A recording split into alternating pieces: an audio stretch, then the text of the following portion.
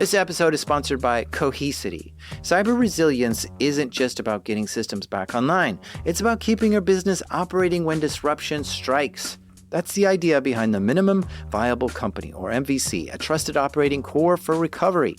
Cohesity built the MVC to help organizations identify the essential applications, data, people, and processes required to serve customers, maintain communication, protect revenue, and meet critical obligations.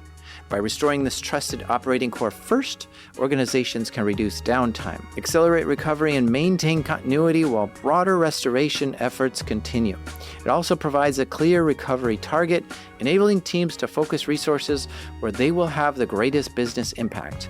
Learn more at cohesity.com/resilience. That's cohesity.com/resilience. Cohesity, resilience everywhere. How persuadable are you? I think most of us think we make complete and logical decisions ourselves and weigh all the consequences, and we're not influenced by marketing campaigns. But I think overwhelmingly we're more persuadable than we think. There's this Mint study I find fascinating. Some psychologists did this research in restaurants. They found that if the server gave the customer a mint along with the bill, the amount of tips went up by 3%. Why?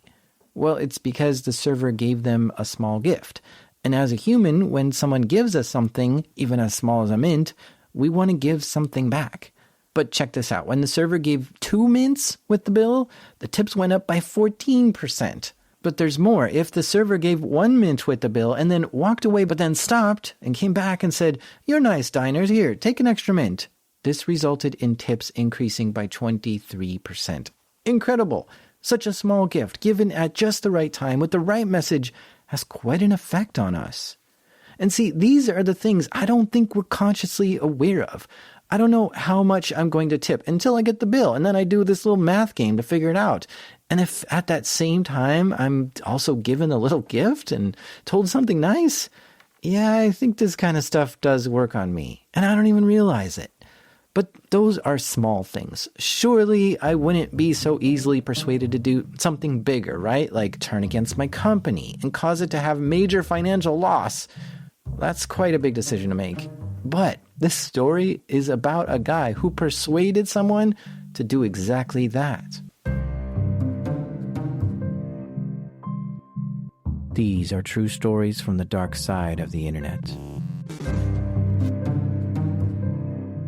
I'm Jack Rhysider. This is Darknet Diaries.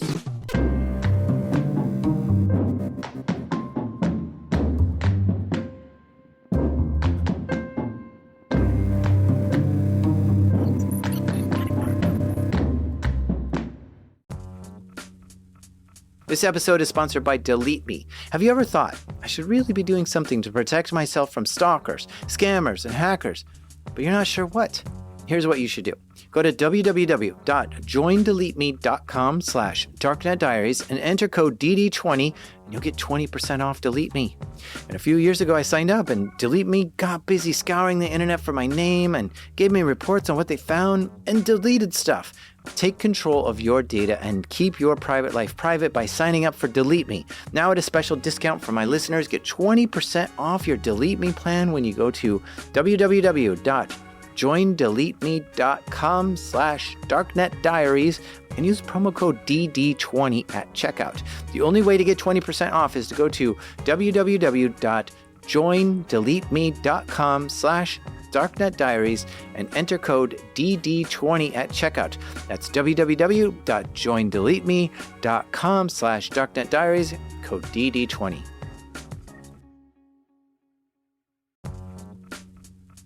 This episode is sponsored by Rippling.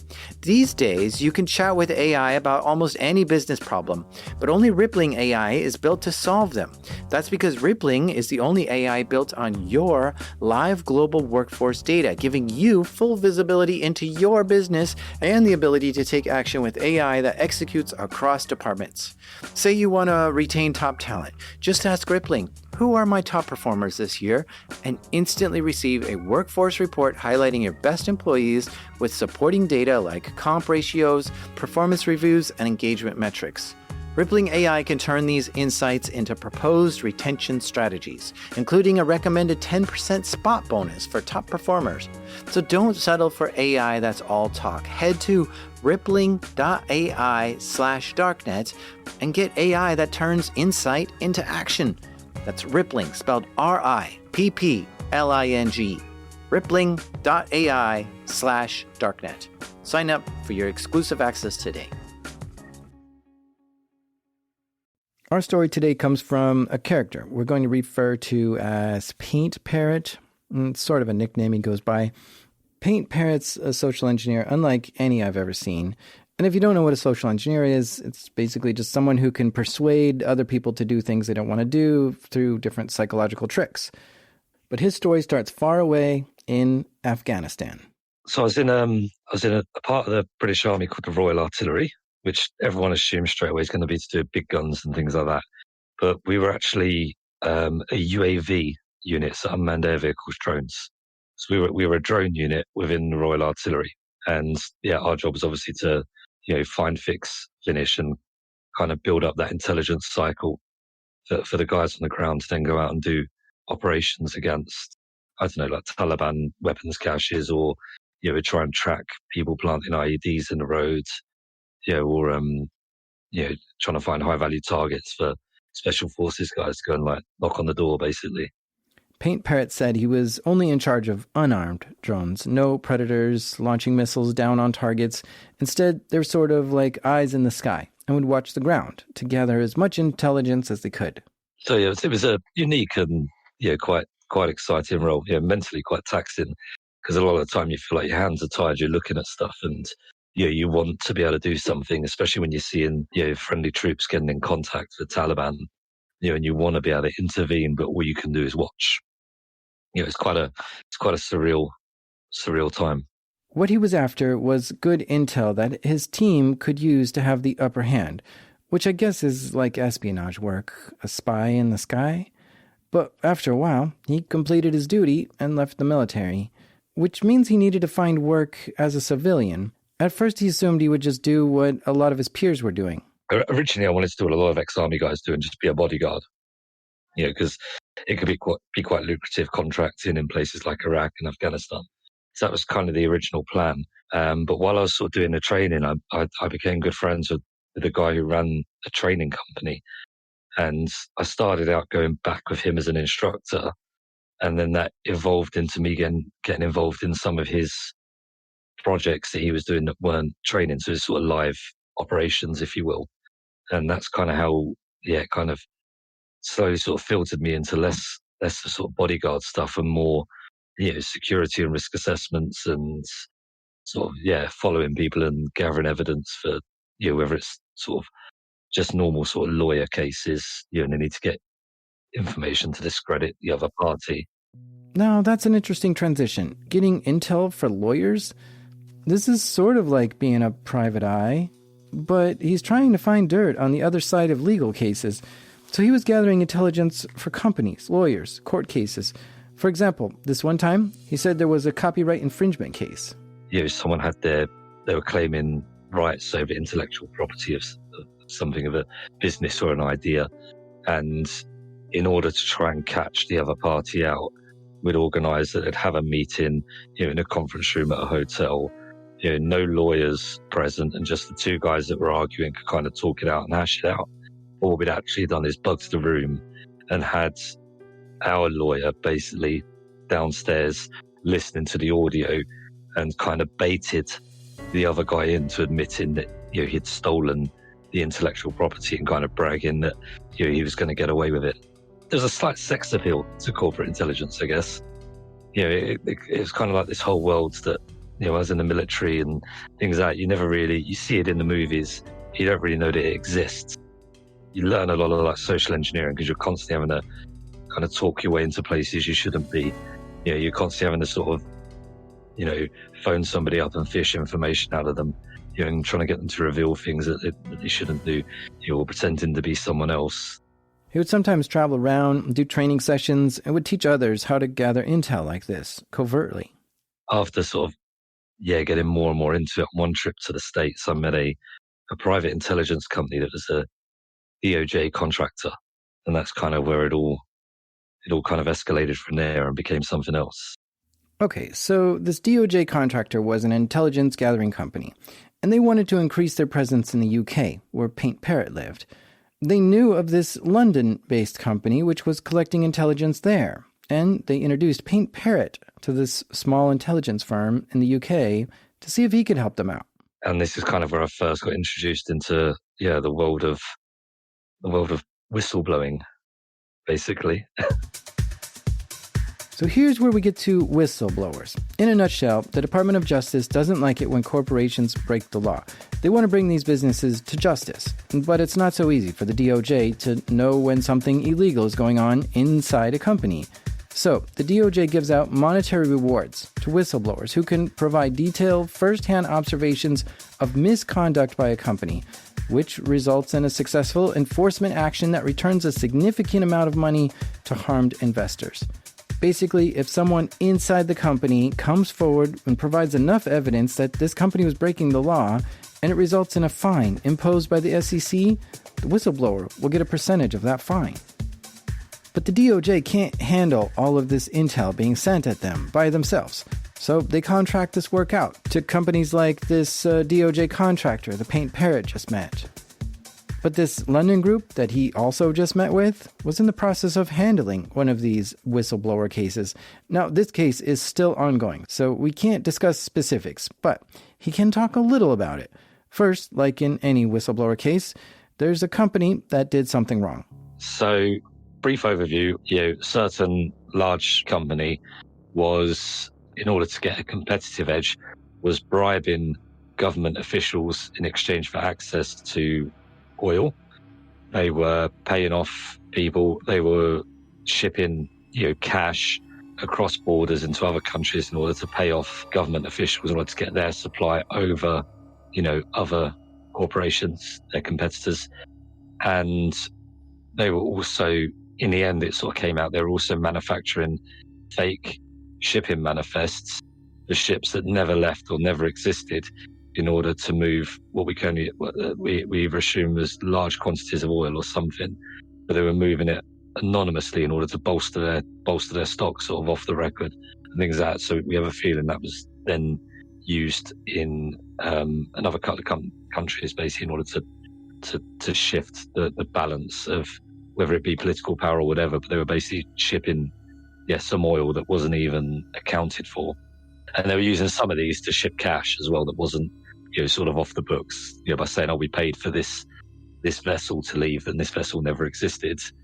The manifest is there, but it never existed, but they can attribute, millions of dollars to that as cost, and that money then obviously went somewhere else in cash.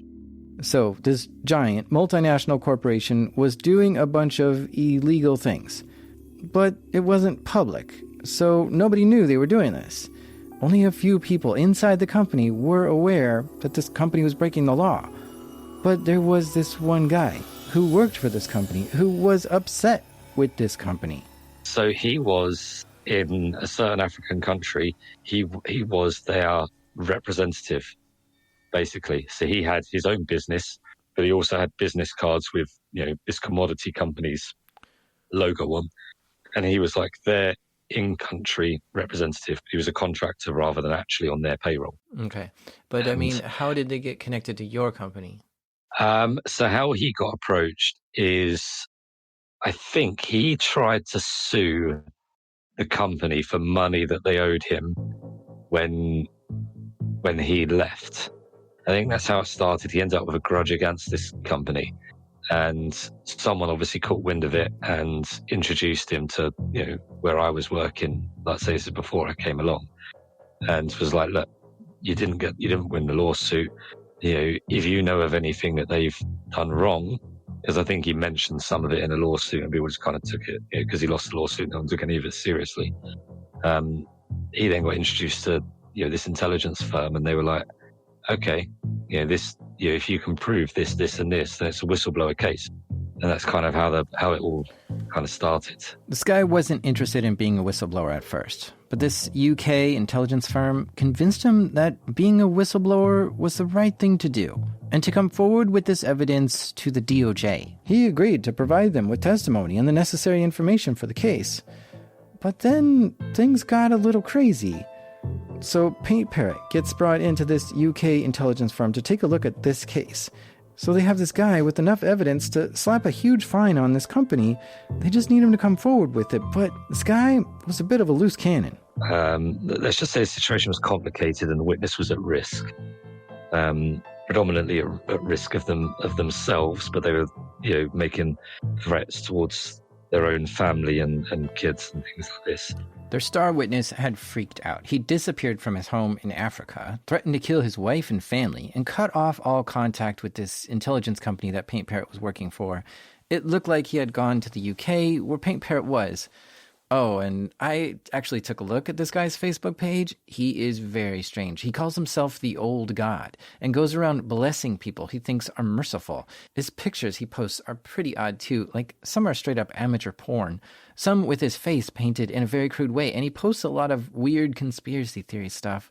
So this is what Paint Parrot walked into. As being the new guy at work, this was his first assignment. It's just kind of, can you secure the family, make sure the house is secured, and then can you try and track down and find our whistleblower?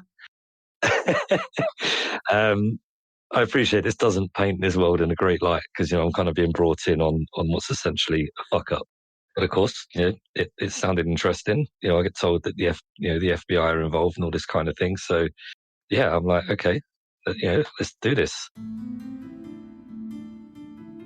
So he begins his search by getting to know the guy's family. He asks them about the target's typical schedule and any favorite places that he tends to go.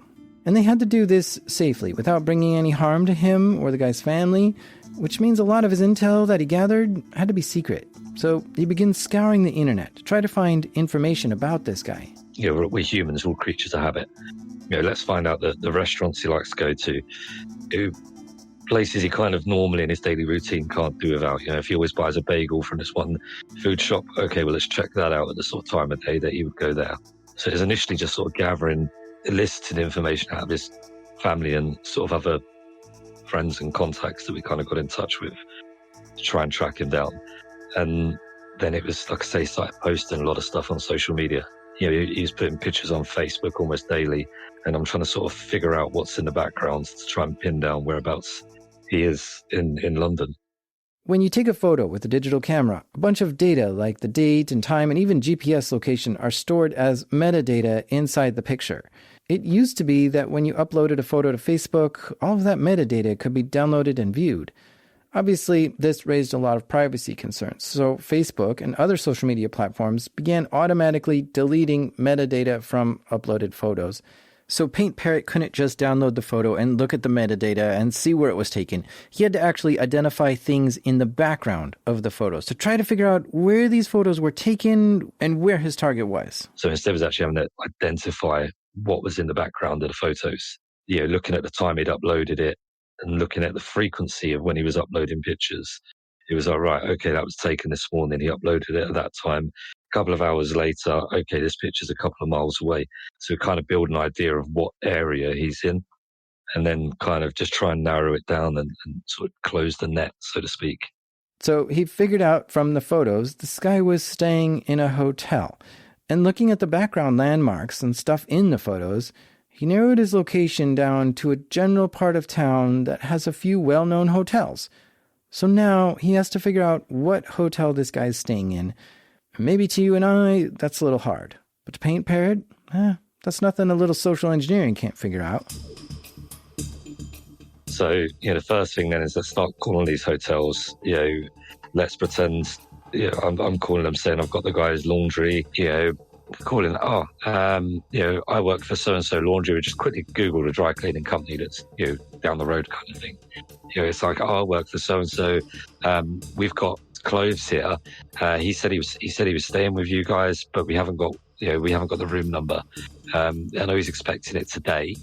Is there any chance you can give us a room number? We can make sure we can bring his dry cleaning up to him this afternoon. obviously most of them were like, no, we haven't got a guest by that name, blah, blah, blah. When we eventually found the right one, after about the fourth or fifth attempt, someone on the reception let it slip, gave us the room number and everything. So we're like, right, cool. I know he's staying here. I know he's in that room number. Excellent. Success. The call worked, and he had the information he needed. So now he's going to go find the target. Once I had the room number, I just walked straight past reception, walked straight upstairs, found the room, and just kind of, and where it was corridor-wise, and, just lingered around, I guess, in the right sort of way that, sitting on I think it was like a sofa at the end or something, just one of those random bits of hotel furniture, and just kind of hung around there, playing on my phone until I, confirmed that he was actually staying in that room. So he waited nonchalantly outside the guy's hotel room to make sure it was his room. Yeah, it's not quite a classic spy with the whole eye holes cut out in a newspaper, Suddenly, the guy comes out of his room and starts walking to the lobby. Paint Parrot sees him, but he didn't want to confront the whistleblower immediately. Remember, they need this guy on their side if they want to use him against this company. Initially, to try and talk to him and try and bring him back on board. So we know he's there, seen he's got his phone on him. We've got eyes on him when he's walked out. And I've got like one of the bosses at the company to give him a call and try and talk him around. You can see his phone rings, takes his phone out of his pocket, and see he's ignoring it. It's like, okay, to kind of know we're starting to get like a losing the sort of control. So what's your pulse rate in these situations? Like, are you cool and calm or nervous and sweaty? The amount of times I'd follow someone or be looking at someone through a camera, and you're like, you think, shit, they've seen me. They're looking right at me. And you look at the photos, it looks like they're looking right at you.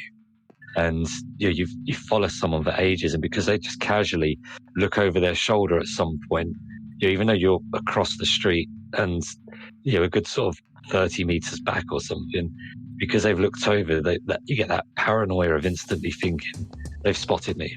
But the more and more I've done it, once you kind of realize that everyone else around you is nowhere near as aware as you are, because you're in like this heightened state, it almost gives you this feeling of you can go anywhere.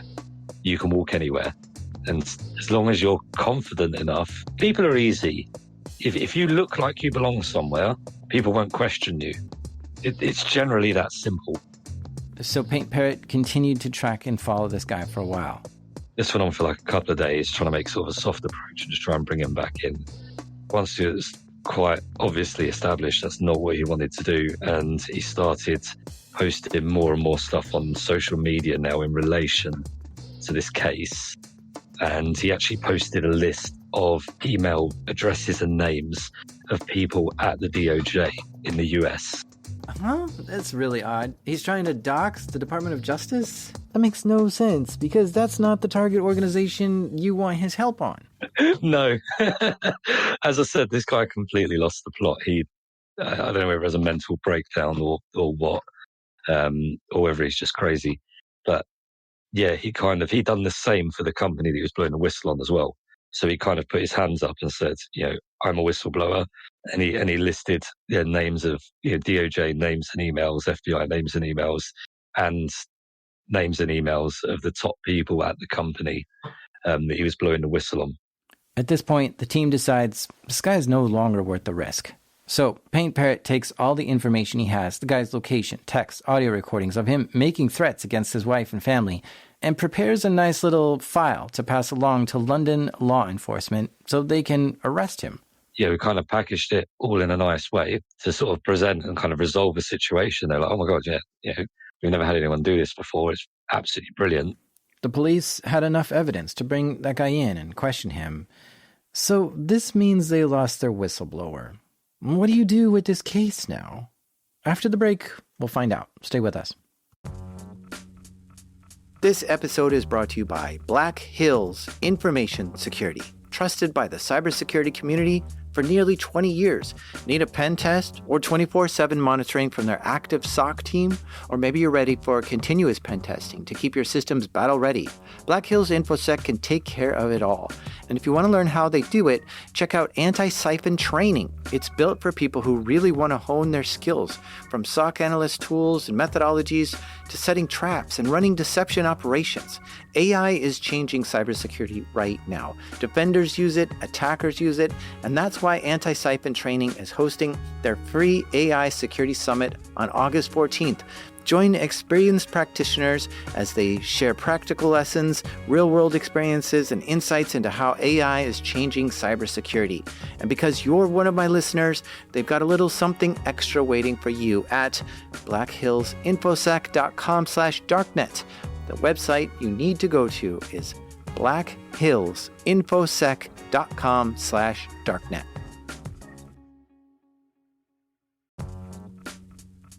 This episode is sponsored by Vanta. What's the one thing in business that's spreading as fast as AI? AI risk.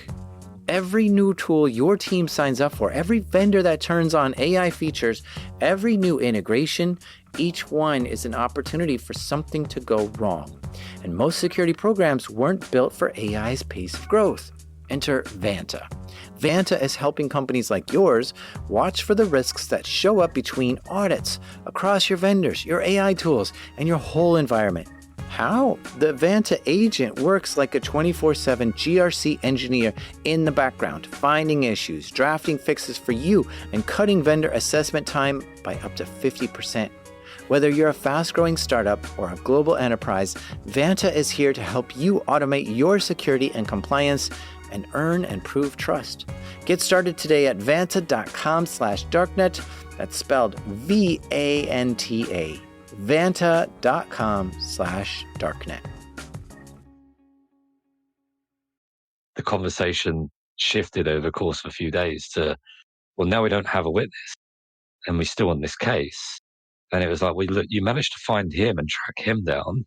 How would you feel about, let's try and find a new witness or two, for this investigation? Now, you might be wondering, why does this UK intelligence firm that Paint Parrot works for even care about finding a whistleblower and bring this case to justice? Well, it's simple. Money. Check this out. When a whistleblower reports a crime to the SEC and the SEC issues fines for that company, the whistleblower will get a cut of the fines collected. In fact, the SEC can reward up to 30% of the fines collected back to whoever brought them the evidence that a crime was committed. But that's not always just the whistleblower who brings it forward. A company like the one Paint Parrot works for would outline all the laws broken, compile all the evidence neatly, and handle the whistleblower.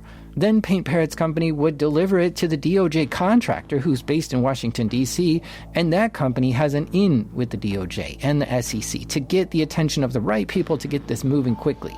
So that 30% might be split three ways between the whistleblower, the company Paint Parrot works for, and the DOJ contractor. So that means if a company is fined $500 million, 30% of that is $150 million. So $150 million split three ways. This is why the intel firm that Paint Parrot worked for wanted this case. This was a huge company committing massive crimes that could result in billions of dollars in fines. And that's just a fascinating business model that this intel firm was doing. To go seek dirt on a company and then find a whistleblower in that company who can testify that crimes were committed, also this company can get the reward in the end. At this point, they knew what crimes were committed by this company, and now they just needed to find a person on the inside of the company to come forward with the evidence. This group wanted Paint Parrot to approach somebody who was part of the company and convince them to turn into a whistleblower. But they needed to find the right person, someone who's willing to do it and would have access to the right evidence. While Paint Parrot had done some social engineering and intel gathering in the past, this was totally new territory for him, and definitely in the moral gray area. Because the new goal is now to create a whistleblower, to find someone who didn't necessarily think to become a whistleblower, and then convince them to detonate a bombshell allegation against the very company they work for. But Paint Parrot was up for this challenge. He knew they would have to be really smart about the approach, if they were going to do this. It's not like you can just knock on the door of a company and, follow someone out and tap them on the shoulder in the street and go, hey, do you want to come forward and be a whistleblower? That kind of doesn't work. You have to, cultivate them. So this is what we call like human intelligence, but it's basically, social engineering. You've got to build a story that puts you on a like for like with the individual you want to target. You've got to very, very quickly be memorable to them and be their best friend before you even approach the subject of whistleblowing. You've got to have enough things in common. And, it's stupid shit, like the same movies, the same TV shows, go on vacation to the same places, to the point where, they're like, oh my God, I found someone that's into the same stuff as me. Do you want to grab a beer later? And you can then start building on a relationship with them. And how much experience have you had with something like that before this, to get close to a source like that without them knowing who you are? So I'd had like a minimal exposure to it, but never done more of a long game like this. What I'd done before was a couple of days, just trying to bump into someone and get some information out of them in a bar, or, knocking on a door, pretending to be someone else, or getting a job at a warehouse to try and find someone that's stealing stock. So never playing the game or playing a role to this sort of level. Never tried it at this point, but I was like, hey, I've done it for smaller stuff, so surely it's just do the same thing but longer, right? Paint Parrot and his team began looking for employees of this company to try to find someone who could be a whistleblower. Now, if you don't know, you can go on LinkedIn, search for a company, and see thousands of employees that work for that company. And from there, you can try to find people who would be in the position to know what dirt this company has. Because after all, a whistleblower has to testify in court to say that they saw this company commit crimes. So it can't just be anyone who works there. So they slowly start going through individuals of this company, narrowing it down. Then, when they find people who would be in the know, they start scouring their social media profiles, trying to figure out if this person could be persuaded to be a whistleblower. Because you sort of need to find someone with strong morals and ethics who's willing to do the right thing, and is willing to work with the SEC, because at the end of the day, a whistleblower has to decide, what do they care about more, this company they work for, or justice for the crimes that were committed? Eventually, Paint Parrot and his team zeroed in on a person. This guy ticked all the boxes of someone who would know enough to testify, has the morals and ethics to want to do the right thing, was American, so he could be patriotic, and as a bonus, the target was living in the UK, right where Paint Parrot was. This was now their target, and their mission is to convince this guy to blow the whistle on the company he worked for. Now that they've identified their target, Paint Parrot got to work learning as much about this guy's life as possible. First of all, it's like, let's use your standard sort of open source intelligence type techniques. Let's try and get as much information as we can, and let's look at his, try and build up who and where his family are. Use Facebook so we can get pictures of his family, first and last names, locations. Found out he's from a certain state. Okay, so now we're just looking at people who match them names in that state. And eventually you start whittling down the list to the point where I had his mum's landline and mobile phone number, all just through open source intelligence.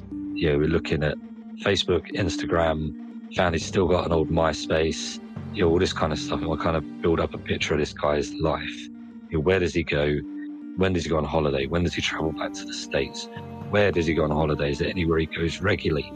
This is all pretty basic research. Most of the information they're getting is just from public social media profiles. But he was also looking up things like voter registration databases, real estate listings, and other online resources to fill out their picture. But most of what they're getting is just stuff that's publicly out there ready for anyone to find. So here we've managed to get his mobile phone number by this point. We've got a wealth of information about his daily life from various social media and his wife's social media and stuff like that. Oh yeah, that's a good tip. If the target is not showing much on social media, find their spouse, because their spouse might be posting all the info, like where they're traveling, what food they're eating, pictures of themselves.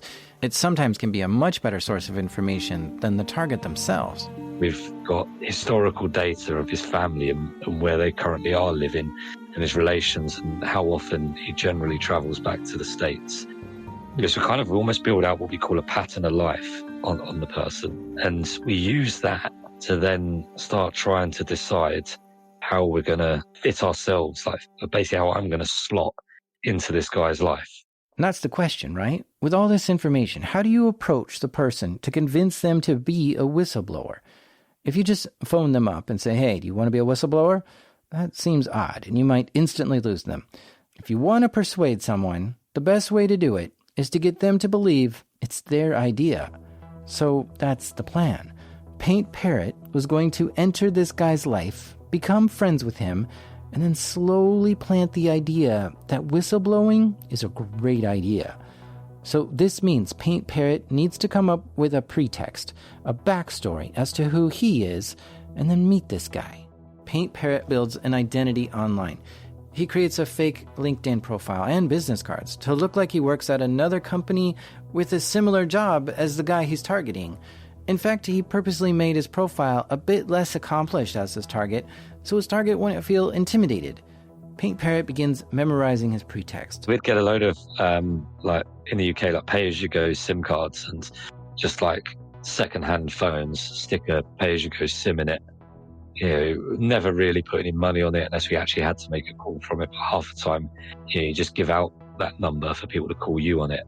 A lot of these phones ended up with little stickers on. So we put them in like a rubber case or whatever, but when you take the case off, they'd all have a little sticker on with various sort of like case names that like the code name would attribute to the project or case on the back of it. I think at one point I had like 6 phones and I had to take the rubber cases off sometimes to remind myself of what phone was for what job and for what personality I am.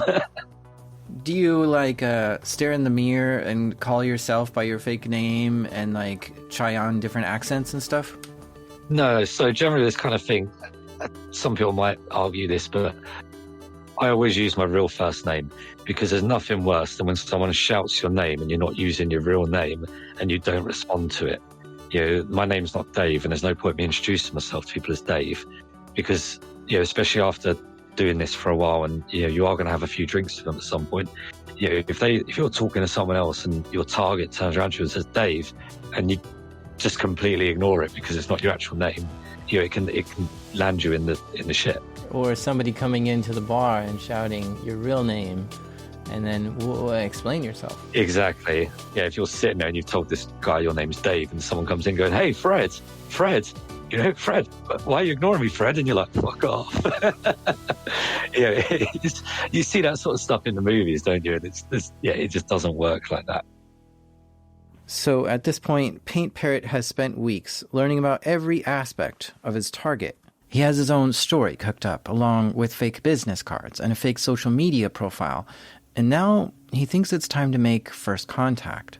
Paint Parrot knows this guy's routine is to go to the bar every Friday night with some coworkers, have a few drinks, and then a few hours later the coworkers leave and his wife comes and a few friends to have a few more drinks. So his plan is to somehow make first contact just as his coworker's leaving and the target's wife is showing up, because at that point the guy would already have a few drinks in him and be comfortable with the territory and wouldn't have any of his work friends around. Paint Parrot knew this was going to be a long game. He didn't think he was just going to be able to meet this guy in a pub one night and convince him to be a whistleblower that same night. So his plan was just to become friends with him at first and gain trust.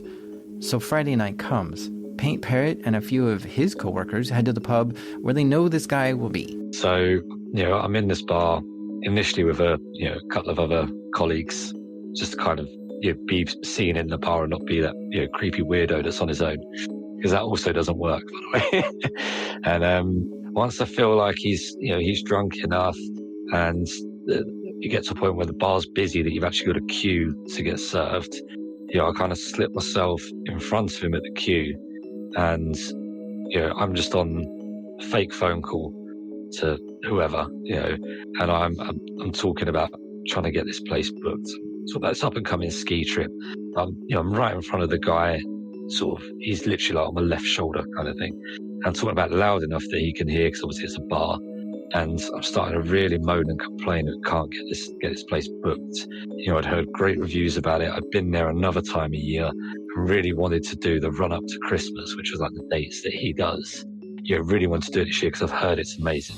See, Paint Parrot knew so much information about his target. He knew that this guy booked that exact room just weeks earlier.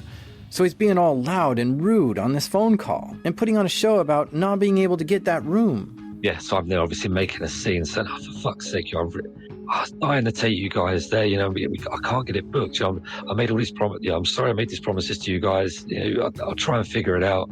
It's supposed to be an amazing place. It's beautiful, it's stunning, the skiing's brilliant. And I'm just saying it's loud enough that the guy can hear, and I'm, subtly repeating the name of the villa a few times in this like fake phone call. So it kind of reestablishes it, because you might hear it once in passing, he might miss it. And so are you looking at this guy to see if he's like picking up on you or watching what he's doing? No. So I'm aware he's still just behind my left shoulder, and I'm trying to sort of use like the drinks and the mirrors behind the bar and whatever is there to try and catch a glimpse of his reflection here and there, and slowly see he's starting to twig. So I kind of carry on talking about it. I can't book it. I hang the phone up. I'm like, this is fucking bollocks kind of thing. And the guy's like, hey man, you all right? I'm like, oh, no, man, it's bullshit. I've been trying to book this place and it's already booked out. I promised my friends I was going to. I guess I was just too slow in doing it. Someone else swooped in and booked it. And he kind of said, oh, I heard you say, so-and-so, like the name of the place. And I was like, yeah, that's it. I was like, what do you know? He's like, oh, I'm the fucking asshole that booked it. And it's bang, there we are. Conversation started. The magic of this is the fact that Paint Parrot didn't approach the target. He got the target to break the ice. You want them to make the first conversation with you, okay? Because people are inherently suspicious. If I go up to this person and go, oh, hey, you're so-and-so, it'll generally get their guard up. But if they overhear you talking about something in a bar or whatever that is so unique and tied into their lives, they almost feel, especially after a couple of drinks, obligated to say, oh my God, I know that, or I know where that is. I go there, and it's them then starting the conversation, which instantly makes them feel at ease. You kind of see what I mean? It's a psychological thing, I guess. So back at the bar, Paint Parrot got the guy to initiate conversation, but that's just the first step. Now he's got to capitalize on this opportunity. He's got this one shot to cement a friendship with this guy, or else he might lose months of research and work that he built up for this moment. Obviously I'm at the bar, I get served before him. There's obviously a queue. I'm like, look, dude, like, do you want a drink kind of thing? And he's like, yeah. And we kind of talk, and at that point, one of my colleagues, that's one of my drinking buddies in the bar, kind of comes up, taps you on the shoulder and says, don't worry about me, we've got to go. I'm like, oh, okay, I guess I'll stay here on my own kind of thing and just finish this drink. And I'm talking to this guy, he's obviously, look, don't be stupid, come and sit with us. That's it now. I've now sort of put myself into this guy's life. Paint Parrot got a seat at the table. He was in. And once he sat down, this is where all of that research on the target and his wife comes into play. Paint Parrot already knew their favorite bands, and he knew where they liked to go on vacation and what they liked to do. So he was finding ways to casually bring this up into conversations, to make himself look like the perfect friend they never knew existed. You're just trying to show that you're into the same things as they are. Everyone wants someone that's into all the same stuff as they are, don't they? You could go anywhere and do anything with, and you're going to have a great time. That's how you want them to arrive at that kind of conclusion in their minds. Stay, chat, laugh, have a few drinks. All of a sudden we've got so much in common. And after a few drinks, it's like, look, hey, I really should shoot. I've got some stuff on my desk that I've got to try and get on top of over the weekend. It sucks to work over the weekend. I've got to do it kind of thing. And you kind of hope that they come up with, look, do you want to grab a drink again sometime or whatever? If it feels like they're not going to do it, I just went with look, there's my card. Give us a call if you fancy catching up or something like that. And I think within about 10 minutes of leaving, he'd drop me a text and says, hey man, it's good to meet you kind of thing, blah, blah, blah, blah. Yeah, definitely. Let's grab a drink. We're doing something or other like later on that week. He's like, you should totally come. Boom. Wow. I can't tell if I'm more impressed or terrified by this whole thing. To think that a stranger you meet in a public space might actually be part of a team of people who have spent months researching every part of your life with the specific goal of manipulating you and influencing you to do something, to make a major life decision. This is pretty crazy. Stay with us, because after the break, we'll hear how he plays the long game. This episode is brought to you by Black Hat USA. Every story on this show comes back to people. The researcher who found the flaw, the defender who caught it, the ones who can't afford to be wrong. Once a year, those people gather in one place, and that place is Black Hat. For nearly 3 decades, it's been where the security community comes to share what it's learned, the hard way. Join them in Las Vegas, August 1st to 6th. Take your pick from 100 hands-on training and hundreds of peer-reviewed briefings across the threats actually keeping people up at night. AI, cyber conflict, systematic resilience, and identity. If the stories on this show pull you in, Black Hat is where the people behind them go to stay one step ahead of what's coming next. Prices go up July 17th. Use code DARKNET for $200 off your briefing pass at blackhat.com. That's blackhat.com, code DARKNET. Paint Parrot has completed step 1 of his mission. He has successfully initiated contact and made a connection with the target. Now he needs to slowly build up a sense of trust before he can say anything about whistleblowing. You've got to really get that trust with them before you can move on to the next step. So, yeah, for the next few weeks, I am the person he met in that bar for all intents and purposes and going for drinks. And slowly you start building up more stuff about work. And fortunately, this company had made the press, because the case had already started, there was, a subpoena issued. So they were aware of it in their office and things like that. So you can slowly start building up about, oh my God, yeah, you work for so-and-so, don't you? I forgot. Aren't they under like US investigation or something at the moment? You kind of build that into conversation slowly. I kind of slowly brought it up, and I think it was at a barbecue or something on a Sunday. And I sort of mentioned it quietly to one side to him. I have to laugh at this point because it's only been a couple weeks and Paint Parrot is at his target's friend's house hanging out with the gang at a Sunday barbecue.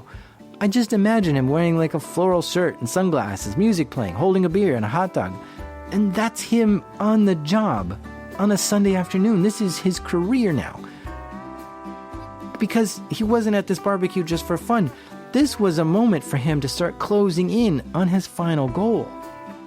So we're there having like this barbecue, and I kind of collar him and his wife to one side, and I'm like, look, this investigation, things like that, obviously, it's a US investigation. I'm like, is that going to affect you guys? Could you end up being arrested and sent back to the States? Because that kind of suck, kind of thing.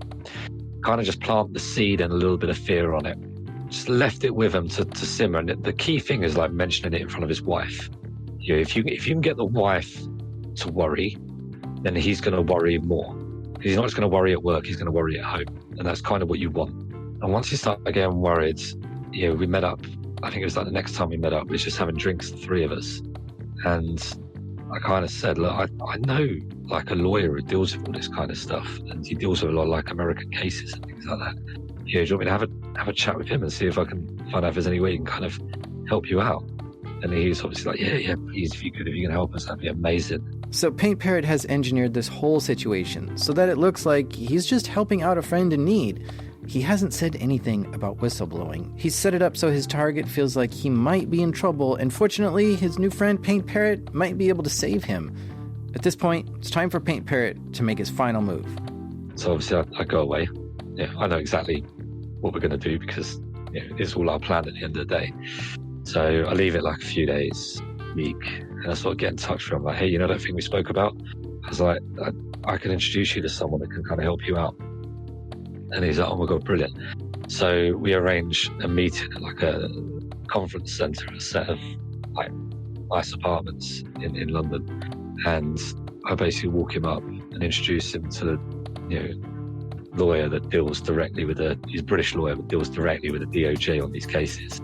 And I basically like make an instruction and sit there for about 5 minutes before just kind of leaving a room and leaving him to it.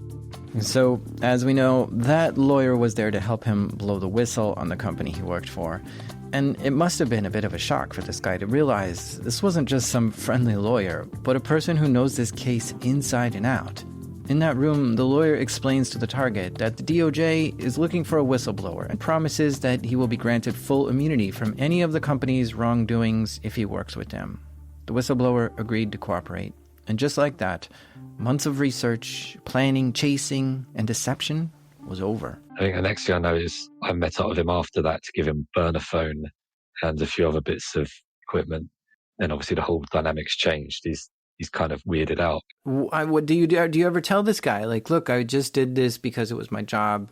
No, I have no contact with him after. Once he kind of gets handed off, and well, have you ghosted him? Like, did he text you, like, bro, aren't we hanging out this weekend? You kind of, they get told, it all gets explained to him, and he gets told, not the ins and outs of my role, but but you won't have any more contact with this guy. You knew him as whatever.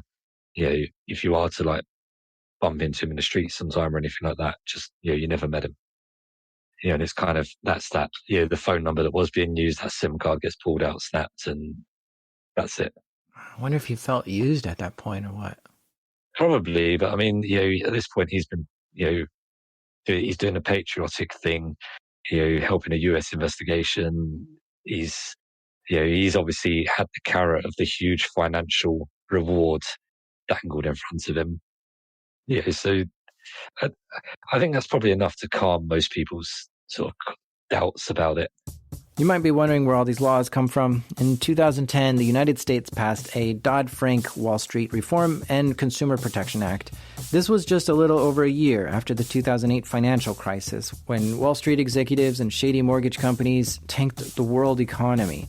And so the Dodd-Frank Act was designed to stop something like that from ever happening again. And one part of that bill had to deal with corporate whistleblowers, the people who come forward when they see their organization are doing something wrong or illegal and tell the government. Whistleblowers had already received protection from the feds when they came forward, but this bill did something new. To encourage more people to flip on their companies and report wrongdoings, this new law said whenever a whistleblower comes forward to provide good information in a case that results in a fine of over $1 million, the whistleblower is awarded a bounty of anywhere from 10 to 30% of that fine. Which, if you do the math, a 10% bounty on $1 million fine is $100,000. But these fines are often way up in the tens of millions of dollars, meaning that whistleblowers could be in a position to make a lot of cash by telling on their companies. In this case, Paint Parrot said the DOJ was estimating the fine could be in the billions of dollars because of how much corruption this company was accused of. And 10% of $1 billion is $100 million. Paint Parrot said that in situations like this, the reward would actually get split 3 ways between his British intelligence company he worked for, the American company that partnered with the DOJ, and the whistleblower himself. Even if this was split 3 ways, that's still life-changing money for everyone. Looking at the SEC's website, in October 2020, the SEC paid out the highest reward ever to a whistleblower, $114 million. And to date, they've paid out over $700 million to different whistleblowers. And that's why this company Paint Parrot worked for was in the business of bringing whistleblowers forward, because they wanted a chunk of this change. And that's one of the weirdest business models I've ever heard of. A company in the business of making whistleblowers? Yeah, and let's back up for a second. So this is the whole impetus of why your company, your agency, wanted to do this, is because they wanted to get cash in on this sort of bounty. And that's why they're like, let's make the whistleblowers, let's find the whistleblowers before they're even ready to whistleblow so that we can cash in on this bounty, because that would be a lot for that company. Exactly. That's retirement money for the guys that own the business. Granted, these things take years and years and years to pay out. It's not a quick sort of get rich quick scheme for them. I think only like 20% of them or something like that ever pay out. So it kind of becomes a game of volume as well. The more whistleblowers or more cases they can find, the more chance they have of one of them paying out. Obviously, that's not something we say to the whistleblowers, that there's only a percentage chance that it's actually going to pay out. Because then you lose that whole financial incentive for them. Yeah, these groups don't even know if the SEC will for sure pay out a bounty or not. So on one hand, more whistleblowers might come forward to protect from sketchy business practices, which is obviously good.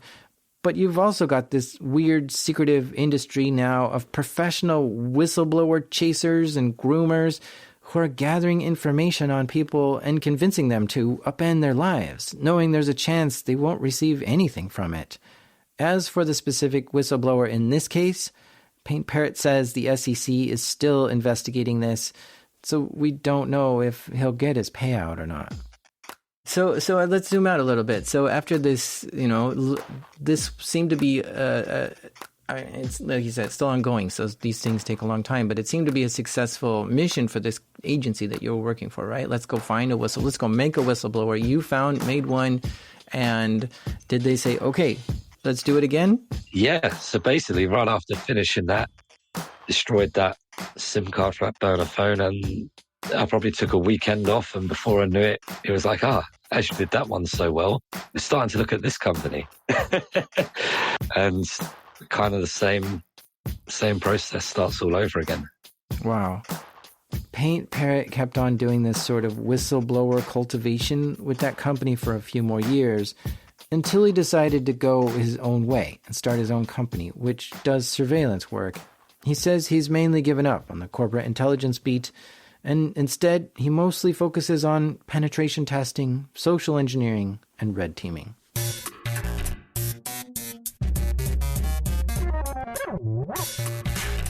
A big thank you to Paint Parrot for sharing his story with us. This one was wild, wasn't it? If you like this show, if it brings value to you, consider donating to it through Patreon. By directly supporting the show, it helps keep ads at a minimum. It helps get people to make the show, and it tells me you want more of it. So please visit patreon.com/darknetdiaries and consider supporting the show. Thank you. The show is made by me, the Public Eye, Jack Resider. This episode was produced by the not-so-green Christian Green. Sound design and original music was created by the mesmerizing Andrew Merriweather. Editing help this episode by the slow dancer, Damien. And our theme music is by the bouncy Breakmaster Cylinder. And even though I would sometimes get in trouble for reserving a conference room all day because I thought my cubicle was just too small, this is Darknet Diaries.